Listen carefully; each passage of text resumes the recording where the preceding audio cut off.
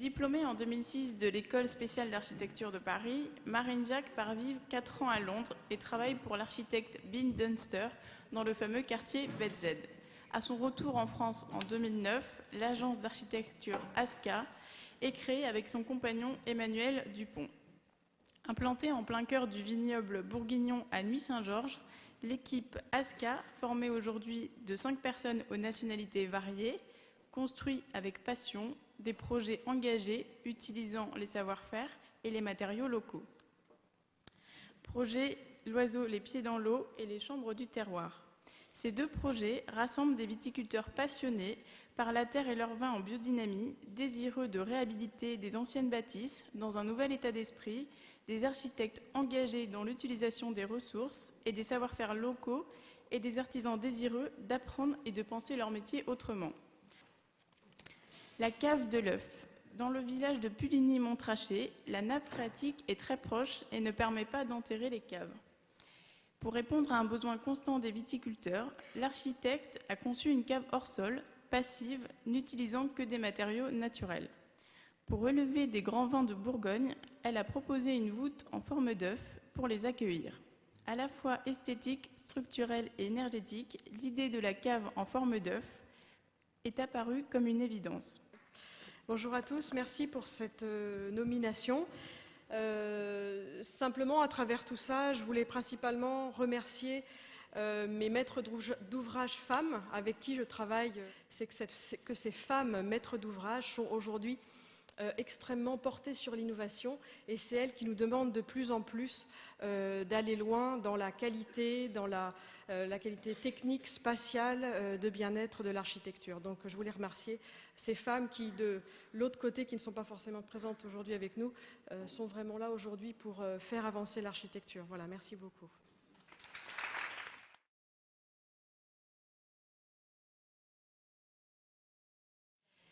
La architecture. En 2009, après avoir mené des carrières séparément à Paris et à l'étranger, Linda Gilardone et Axel Acciardo fondent la architecture. Elle se retrouve sur une certaine éthique, un engagement professionnel, une réelle motivation, une force d'endurance et l'amour du travail bien fait. Leurs compétences et profils s'additionnent pour apporter à l'agence un cadre stable, strict et complet dans sa gestion quotidienne. Projet 40 logements individuels. Le projet s'inspire de la structure parcellaire et de la trame paysagère afin de créer un cadre de vie qualitatif où le végétal prédomine. Les stationnements sont gérés en grappe pour limiter leur impact visuel. Les maisons en ossature bois suivent une logique bioclimatique. L'ensemble des pièces est orienté sud. La zone nord est traitée comme un espace tampon. Un système de brise-soleil fixe assurant un confort thermique été comme hiver. Chaque logement bénéficie d'un jardin orienté au sud. L'implantation des maisons permet d'intimiser les espaces extérieurs et de dégager des vues. Projet Branly. Depuis la rue, le projet pourra apparaître comme une maison individuelle avec sa façade sur rue de faible largeur. Une sente piétonne le long de laquelle s'organisent les 17 logements dessert le site. L'art architecture ont imaginé sur ce site une organisation type maison superposée afin d'implanter les logements sur des niveaux différents, collant au plus près du niveau naturel du terrain. Linda Gilardone, qui n'a pas pu être disponible aujourd'hui car elle est en formation. C'est ça aussi, être architecte, c'est se former tous les jours. Donc je représente notre agence et notre groupement de femmes, puisqu'on est une agence 100% féminine. Actuellement, on est 6 et on n'est que des femmes. C'est pas fait exprès, on n'a jamais décidé ça, c'est venu comme ça et ça se passe pas trop mal. Donc voilà, peut-être qu'on est dans le thème aujourd'hui. Je voulais remercier l'ARVA pour le soutien qu'elle apporte aux architectes, à l'architecture, au travail qui est fait sur le développement durable, la qualité du cadre de vie et puis le support qui est fait aux femmes qui souhaitent mener une carrière. Je suis émue parce que je suis femme et maman et voilà. Je suis toujours émue au micro. Donc oui, c'est très important pour nous d'être supportés. Justement, comme je disais, je suis une jeune maman et de pouvoir exercer mon métier avec passion, engagement et tout en étant maman, c'est très très important pour moi. Voilà. Et merci à tous et très bonne soirée.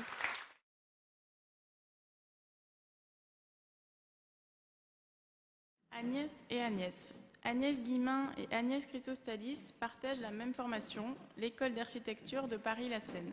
Elles s'y découvrent complémentaires, partageant une même sensibilité qui forge leur duo. Après l'école, ce sont dans des agences parisiennes, Architecture Studio, Vallée des Pistes, Atelier Godin, Atelier de Ports-en-Parc, Rachel et Robert, Buffy, qu'elles poursuivent leur route, séparément cette fois. Elles créent en 2005 leur agence Agnès et Agnès Architecture. Conception de l'intérieur vers l'extérieur, utilisation par touche de couleur, sensibilité pour l'intériorité et vision de tout objet comme une petite architecture. Leur écriture s'affirme et le jeune duo enchaîne les interventions, souvent en commande directe pour des espaces à vivre, maisons, lofts, extensions, transformations. Projet Commissariat Cergy. L'enjeu majeur de ce projet de rénovation était de travailler sur une image et une esthétique forte en rupture avec l'image traditionnelle du commissariat, image souvent perçue comme hostile. L'accueil de jour, les bureaux des plaintes, le bureau d'assistance aux victimes, le local armurerie, ainsi que la circulation arrière en liaison avec le reste du commissariat ont été réaménagés de manière à rendre ces espaces fonctionnels et agréables à vivre. Les locaux sociaux des cantonniers à Montparnasse. Le site des cantonniers du cimetière Montparnasse constitue une enclave dans le tissu urbain de la rue de la Gaîté, toute proche tout en étant intégrée au cimetière lui-même. Il s'agit donc ici de réaliser une couture urbaine exigeant cohésion visuelle et liaison des gabarits, portant la réflexion sur la notion d'échelle avec le voisinage et les autres bâtiments du site. Maison Ossature-Bois. Cette maison est située sur une saillie rocheuse ayant une position dominante orientée vers le sud, le Morvan et Avallon. Au nord, le terrain est planté d'une forêt par laquelle on accède au terre-plein qui surplombe la vallée et la vue. Série de meubles pour enfants. Cette collection de 5 meubles à vivre pour enfants comporte les éléments d'une chambre d'enfant revisitée. Coffre à jouets, bureau, bibliothèque, banc et table de nuit. Ces objets sont repensés pour leur donner cohérence et unité. Les volumes s'imbriquent, la forme générale est déconstruite afin de former un tout fonctionnel et ludique. Transformation atelier de confection en loft. Situé au fond d'une cour, cet ancien atelier de confection à la façade aveugle a été transformé en loft avec terrasse à l'allure de maison. La façade sur la cour a été partiellement démolie pour y installer une baie vitrée ainsi qu'une porte d'accès de type atelier.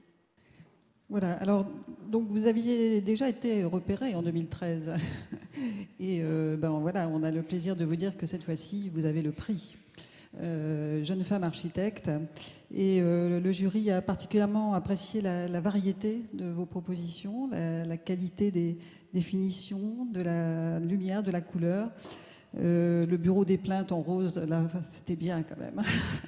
Voilà, donc bravo. Donc c'est Déclic et Décalque qui remet le prix. Bon, voilà, les filles, on s'est croisées ici l'année dernière. Je ne pensais pas vous remettre ce trophée ce soir. Bon, attention, il est fragile, hein, je sais de quoi je parle.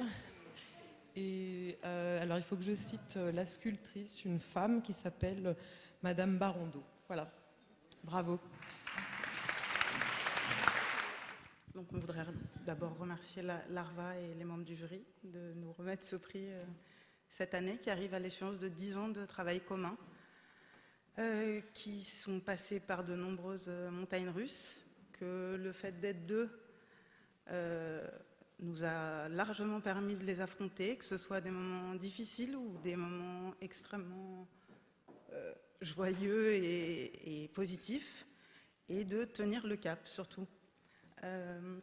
C'est aussi une volonté sans faille de mener à bien les projets qu'on a gagnés, obtenus, et de faire évoluer notre agence qui fait qu'on est aussi ici aujourd'hui. Et pour reprendre le thème cher à l'ARVA et qui fait qu'on est ici ce soir, à savoir être femme dans ce métier aujourd'hui, contrairement à l'image répandue que ça peut être compliqué, ce n'est pas le cas dans des projets obtenus menée à bien. Par contre, ce qui l'est beaucoup plus, c'est l'accès à la commande publique essentiellement, d'agences comme la nôtre, donc de femmes qui mènent cette agence, et que ça peut être réversible que si les maîtres d'ouvrage publics acceptent de faire confiance à des agences comme nous, sans hommes. Voilà, tout simplement.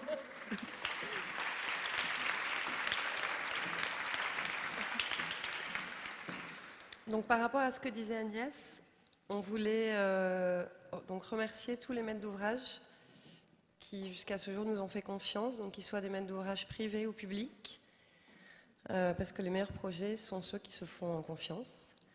Donc, comme disait Agnès, ce prix a une très grande valeur pour nous, parce qu'il arrive après donc 10 ans de pratique, et de plus dans un moment qui est difficile pour l'ensemble de la profession, quel que soit notre sexe.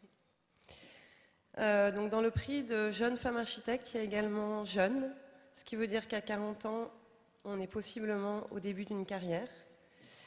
Donc ça prouve à quel point la pratique de notre métier est longue et difficile à accomplir, ceci en dehors de toute détermination de genre. Donc ce qui nous aide au quotidien, donc c'est la passion de notre métier. Donc c'est l'envie et le désir de faire des projets. Donc dans la pratique de notre métier, on a donc, comme disait Agnès, des grands moments de joie, mais aussi des grands moments de remise en question. Donc ce qui prime par-dessus tout pour nous, c'est l'énergie qu'on met dans le travail de l'agence et l'énergie qu'on met dans les projets.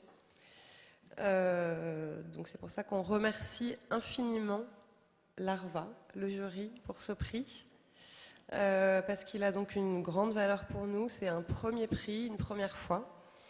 On espère qu'on sera là dans 30 ans avec autant d'envie et de plaisir.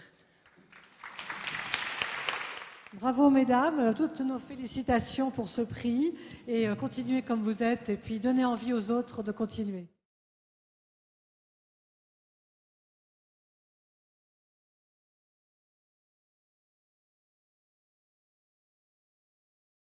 Raphaël Second est architecte des PLG diplômée en 1989. Elle crée son agence en 2000 à l'occasion de 2 concours gagnés en cotraitance avec un architecte provençal de grande notoriété. Elle signe par la suite des réalisations radicales en béton brut, maisons et équipements, très ancrées dans le paysage et s'implique parallèlement dans des études et conseils pour la reconversion de friches et l'aménagement urbain. Elle développe depuis 6 ans à l'École d'architecture de Marseille un enseignement du projet à partir des contraintes et des conditions de la mise en œuvre, financement, structure, normes, programmes, considérant que les architectes doivent être force de proposition dans tous ces domaines. Projet Maison Tempe Apaya. Le premier contact avec la maison est un mur de liège brut qui partage le terrain en 2. Celui-ci module un jardin côté rue pour l'accès et un jardin côté vallon, protégé du vent et des bruits. Les pentes de Beauvallon prévoient en effet de préserver les vues et l'ensoleillement. Les maisons y sont implantées en quinconce, suivant une ligne de vue vers le midi. C'est à 3 mètres au-dessus du point le plus haut que l'on voit la mer et c'était un impératif du programme de cette maison de vacances. Sous le salon, le sol de la maison s'est adapté à la pente naturelle du terrain pour accueillir l'autre partie du programme, 5 chambres avec salle de bain et une cuisine, salle à manger. Alors j'avais prévu de dire un mot sur l'organisation de la maison, mais vous l'avez très bien fait. Donc je vais surtout parler de ce que c'est, parce que j'ai construit aussi des équipements, d'autres maisons, des logements, mais cette maison, c'est une histoire particulière et je crois que les projets qui nous plaisent sont aussi des aventures qu'on retient. C'est d'abord l'histoire d'une rencontre avec une cliente plutôt idéale, Mélissa Vialon. Je crois qu'elle est venue ce soir. En tout cas, je la remercie parce qu'elle m'avait contactée à la suite d'une parution sur des maisons à moins de 100 000 €. Elle a mis beaucoup plus d'argent dans celle-là. Elle m'a fait confiance. Donc c'était une belle rencontre. C'est l'histoire aussi de la rencontre d'un maçon, un maçon sicilien avec un caractère de cochon, mais un maçon comme on n'en trouve plus, qui a 50 ans d'exercice, 50 ans de pratique de toutes les techniques de la maçonnerie, du béton, et qui m'a fait découvrir plein de choses. Donc ces deux rencontres ont permis cette réalisation. Et je ne vais pas trop vous la décrire puisque ça a été fait. Donc je crois que dans ce site, j'ai été d'abord intimidée par la proximité du latitude 43 de Georges-Henri Pingusson qu'on voyait de l'autre côté de la baie, à Saint-Tropez. De l'autre côté de la rue, il y avait la maison de Jean Prouvé, une très jolie maison aussi. Et un peu plus bas, il y avait un propriétaire d'hôtel qui a reconstruit la Serpentine Galerie de Toyo Ito. Et puis pas très loin, il y avait la maison Tempé à Pailla. Et ce nom, c'est le nom qu'a voulu donner ma cliente à cette maison. Je ne lui avais pas dit, mais j'étais intimidée parce que c'était le nom de la maison d'Éliane Gray, qui a construit cette maison à Roquebrune. Donc c'était pour moi très intimidant. Et du coup, j'ai dû faire confiance à mon instinct, un peu à mes tripes, et je me suis laissée guider par le terrain, et c'est comme ça que toutes les choses ont pris place. Et je pense que c'est comme ça qu'il faut faire pour essayer de faire une œuvre originale. En tout cas, je vous remercie de m'avoir primé pour ça. Je voulais dire 2 mots aussi sur les architectes femmes et le bâtiment. Donc il me semble, pour avoir enseigné, parce que j'enseigne plus à l'école d'architecture, que la formation, c'est un impératif extrêmement important. J'ai essayé de donner aux architectes que j'ai formés la notion de l'importance de s'intéresser à des domaines très différents, parce que je crois que les architectes doivent être force de proposition dans tous les domaines.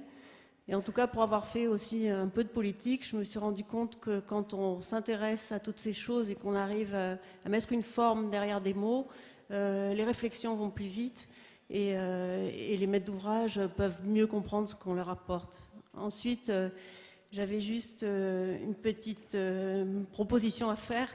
La commande publique, comme l'ont dit les jeunes femmes qui étaient là avant moi, est de plus en plus difficile pour nous.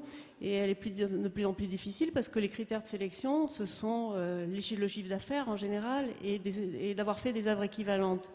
Quand on est femme architecte, pour travailler, on doit être extrêmement plastique parce qu'on doit se réinventer tous les jours. La commande n'est pas si facile à obtenir et cette plasticité, elle devrait être récompensée, au moins devenir un critère de sélection pour qu'on puisse travailler avec plus de projets. Voilà, merci énormément à l'ARVA, merci au jury. Et dans le sud dont je viens, ça me fait chaud au cœur, je suis très émue parce que beaucoup moins qu'à Paris, les femmes architectes, on s'en préoccupe pas du tout. Donc même si ici ça fait peut-être 20 ans qu'on en parle, chez nous on a l'impression d'être dans un autre pays.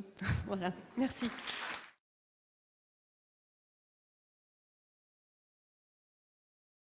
Mariam Ashford Brown, architecte des PLG diplômée d'architecture en 1994 à Paris, UP1. Mariam Ashford Brown a suivi des études d'urbanisme et obtenu un DEA paysage en 1998 sous la direction de Bernard Lassus.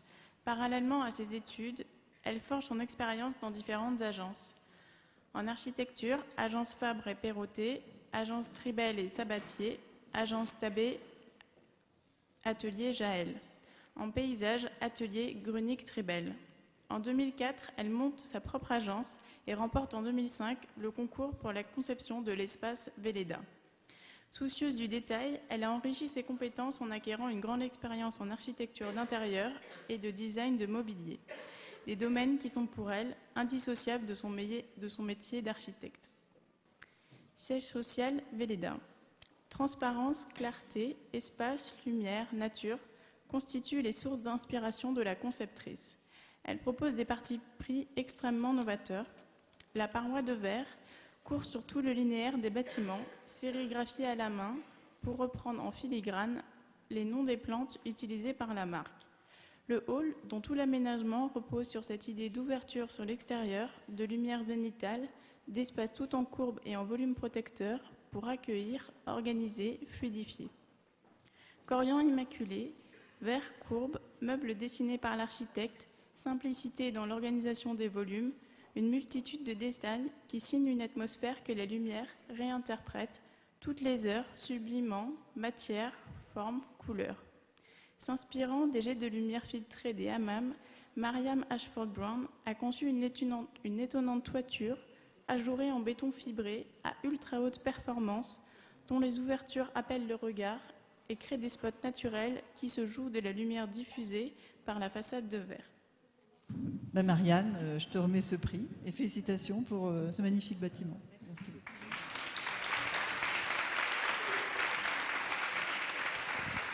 Je vous remets également le trophée de l'ARVA, donc c'est un trophée original pour l'œuvre originale comme la vôtre. Bravo à vous. Merci.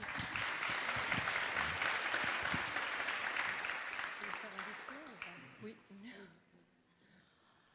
D'abord, je vais remercier les membres du jury. Et chère Catherine, merci pour... je suis très heureuse, émue. Et je voulais dire qu'un projet ne se fait pas seul. Un projet, c'est un partenariat avec un maître d'ouvrage. Et sa originalité, c'est la confiance qu'on nous accorde. À cette occasion, je vais remercier Patrick Sirdé, ancien directeur du groupe Velleda, que je l'invite ici à mes côtés.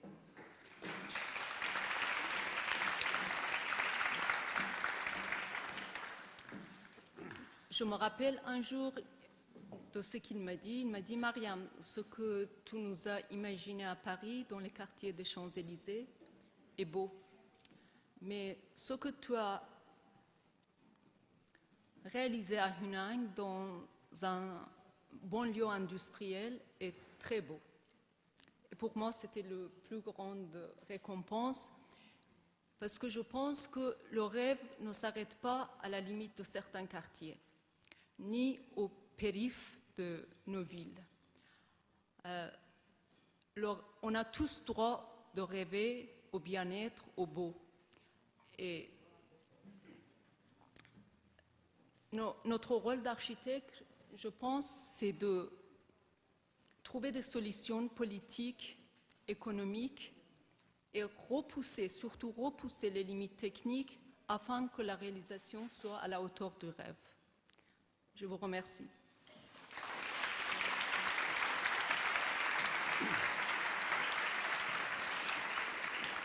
Bien, on m'a demandé de dire quelques mots, ce que je fais très volontiers, Madame la Présidente, Madame la Directrice. Je crois que la ministre n'est plus parmi nous. Je crois que Mariam a dit l'essentiel, ainsi d'ailleurs que la lauréate qui l'a précédée. La beauté d'un projet d'abord est fonction de la vision de départ, mais est vraiment fonction également de la qualité de la collaboration entre l'architecte et le maître d'ouvrage. Et nous savons tous, enfin vous êtes bien mieux placés que moi pour le savoir, que ce cheminement-là, ce processus-là passe par des hauts et par des bas. S'il est sous-tendu par la confiance, eh bien, il peut donner des choses magnifiques. En ce qui concerne le bâtiment, enfin le siège social de Huningue, je crois qu'Huningue est très peu connue comme commune de France. Nous sommes au sud de l'Alsace, aux portes de Bâle.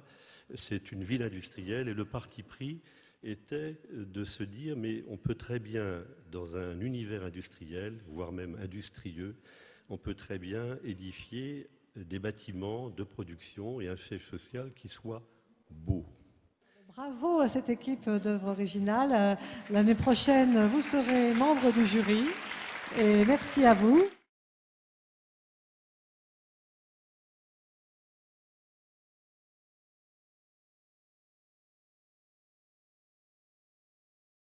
René Gaillousté, qui va être présenté par Odile.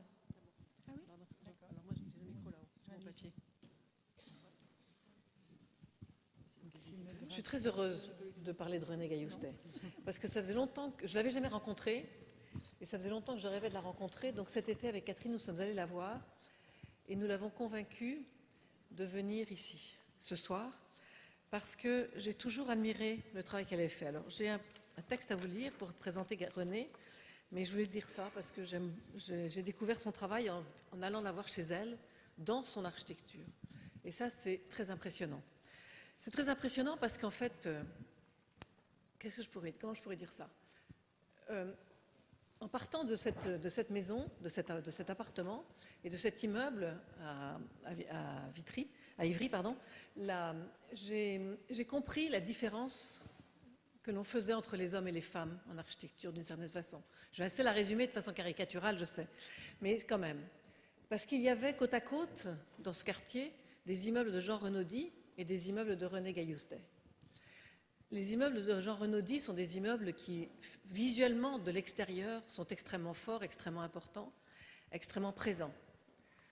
Et chez René Gailloustet, on est très bien à l'intérieur. Donc je me suis dit que la grande différence, elle était peut-être là. C'est qu'en fait, chez René Gailloustet, on est très bien. Peut-être que chez Jean Renaudy, on était très bien aussi. Mais je pense qu'il y avait un supplément de qualité et d'âme dans l'architecture de René Gailloustet, mais qu'on en a moins parlé. Donc c'est pour ça que je suis très heureuse aujourd'hui de parler d'elle. C'est une architecte qui est née à Oran le 15 septembre 1929.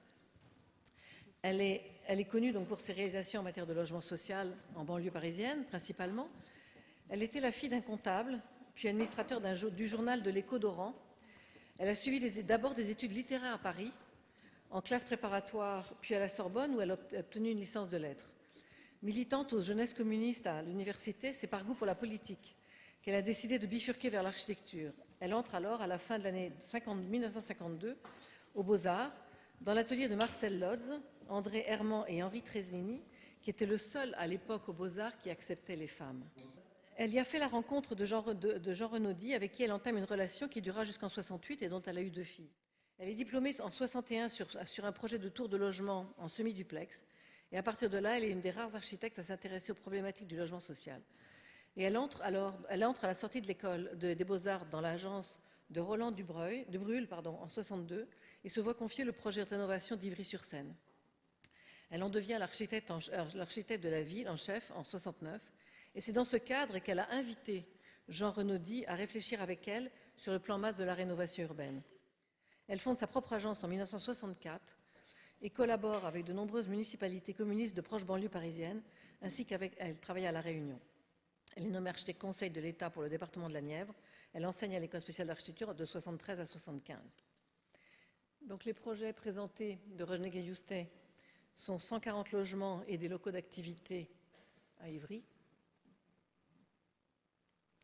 Sont 155 logements et 3 ateliers d'artistes, supermarchés, commerces, stations-service également à Ivry, je pense. 79 logements en duplex, foyer de jeunes, crèche, 60 berceaux, bibliothèque enfantine, centre de médecine psychopédagogique, centre médical, atelier collectif, tout ça en même temps à Ivry. Et enfin, des logements toujours à Ivry. Voilà. J'ai l'immense honneur donc, de vous remettre la mention spéciale donc, dans cette catégorie des femmes architectes. Chère René Gailloustet, voilà, donc, en tant qu'étudiante en architecture, vous m'aviez inspirée. Donc je suis très disons, intimidée et honorée de vous remettre ce prix. C'est moi qui vais vous remettre.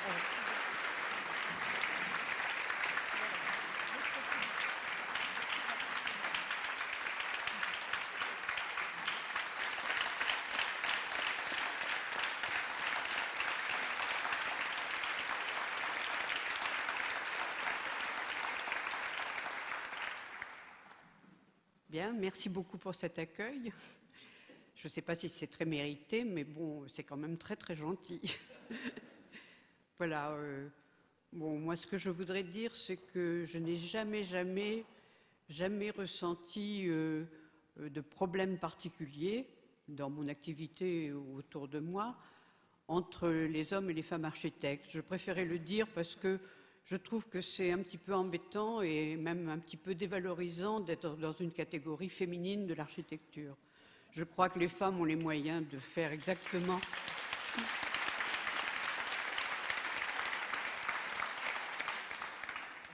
de traiter les mêmes problèmes que les hommes. Enfin, c'est le sentiment de l'évolution de notre époque et je pense que l'architecture n'a pas à dévier de cette tendance qui me paraît absolument inévitable et bonne. Voilà, merci et travaillez bien. Avant qu'Anne revienne pour parler de l'autre mention spéciale, je voulais dire que nous voulons penser ce soir à une architecte particulière qui est décédée cet été, qui est Edith Girard. C'est important parce que Edith était quelqu'un d'important, était quelqu'un qui a aussi exercé en des temps parfois pas toujours faciles, qui a fait des expérimentations et était pionnière à sa manière, et qui a surtout été une enseignante incroyable toute sa vie et qui a formé de très nombreux architectes. Donc je voulais qu'on pense à Edith ce soir parce que c'est vraiment quelqu'un d'important.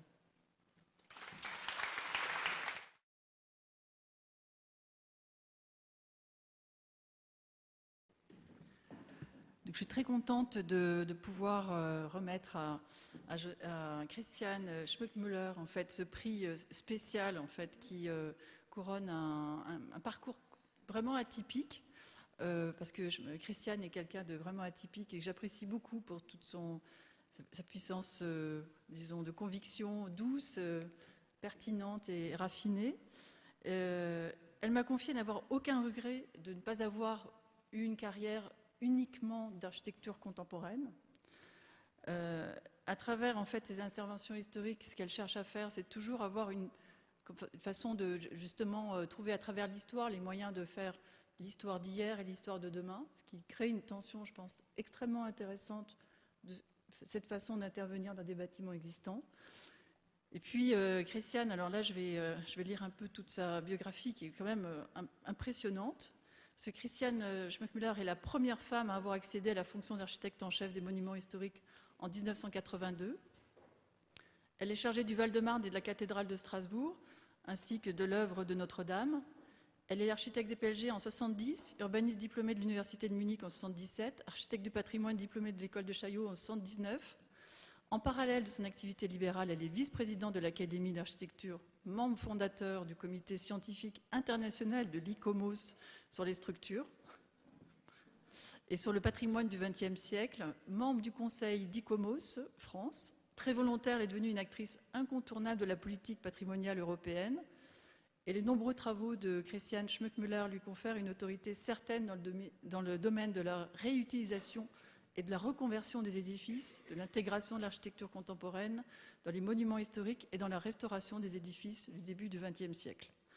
Donc, Christiane, je suis très heureuse d'avoir contribué avec tous les membres du jury à te donner ce prix spécial, qui n'est pas un prix du tout dans l'idée des prix spéciaux, c'est vraiment l'idée de créer en fait, du sur-mesure en fait, par rapport à des catégories qui préexistent en fait, d'année en année, le jeune architecte, l'architecture originale, l'œuvre. Et je pense qu'à chaque fois, moi, je trouve que c'est une liberté, parce que c'est vrai que créer ce prix de la femme, c'est quelque chose qui, on l'espère tous, ne sera plus nécessaire dans quelques années, mais à chaque fois, pouvoir approprier au travail, aux originalités de chacun, je pense que c'est quelque chose de très important dans cette société un peu codifiée. Voilà. Donc, bravo, Christiane, merci. Donc les projections en fait, qui sont faites en fait, de Christiane, en fait, c'est, je ne sais pas s'ils ont été présentés, c'est l'ambassade d'Égypte et la restauration de l'hôtel des Prussies, la cathédrale de Notre-Dame de Strasbourg, le château de Sucy-en-Brie, le groupe scolaire Karl Marx et de l'architecte André Lursa à Villejuif, le château de Grosbois à Boissy-Saint-Léger et restauration de l'œuvre de Jean Dubuffet. Je vais d'abord vous remettre, en effet, avec beaucoup d'émotion, cette mention spéciale. Voilà, donc au nom de tous ceux qui étaient effectivement dans ce jury, et plus spécifiquement au nom du ministre de la Culture et de la Communication, Madame Fleur Pellerin. Donc voilà, je vous remets ça avec beaucoup Merci, Madame la directrice. Merci beaucoup à toute l'équipe de l'ARVA et puis à Anne qui a si bien parlé de moi, parce que j'ai beaucoup d'admiration pour elle et je crois que c'est réciproque. Et je suis toujours étonnée quand on remarque mon travail, parce que j'ai l'impression de mener ma carrière tranquillement, mais avec ténacité dans mon domaine très, très précis et peut-être un peu privilégié. Je crois que j'ai toujours eu l'impression d'agir comme un interprète, comme un musicien, un peu comme Jaroussky quand il est enthousiasmé par Vivaldi et que sa musique sacrée nous fait rêver et nous fait redécouvrir des œuvres du passé. Moi, je crois qu'on a un travail énorme à faire pour conserver ces œuvres du passé parce qu'elles permettent de consolider nos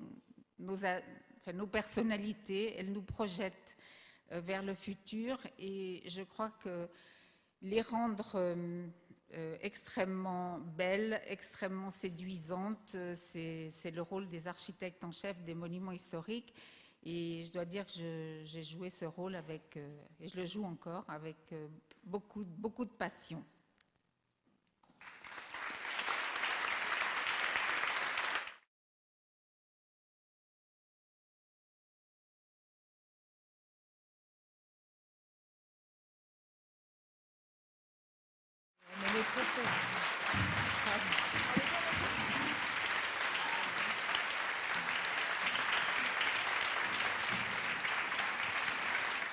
Manuel Gautran. Manuel Gautran obtient son diplôme d'architecte des PLG à l'École nationale supérieure d'architecture de Montpellier en 1985. Elle travaille durant 6 ans dans différentes agences d'architecture à Paris en tant que salariée.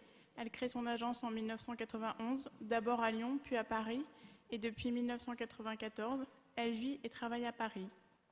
Elle est l'architecte principale de l'agence Manuel Gautran Architecture et son activité majeure est la conception et la construction de bâtiments dans des domaines aussi variés que des équipements culturels, théâtres, musées, centres culturels, des bureaux, des logements, des équipements commerciaux et de loisirs.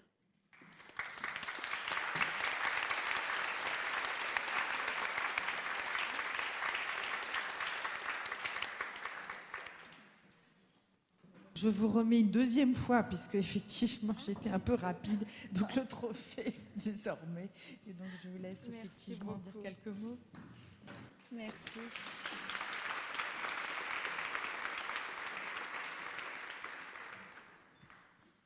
Alors je dois avouer que je suis très honorée par ce prix. Je voudrais tout d'abord remercier Catherine Guillot.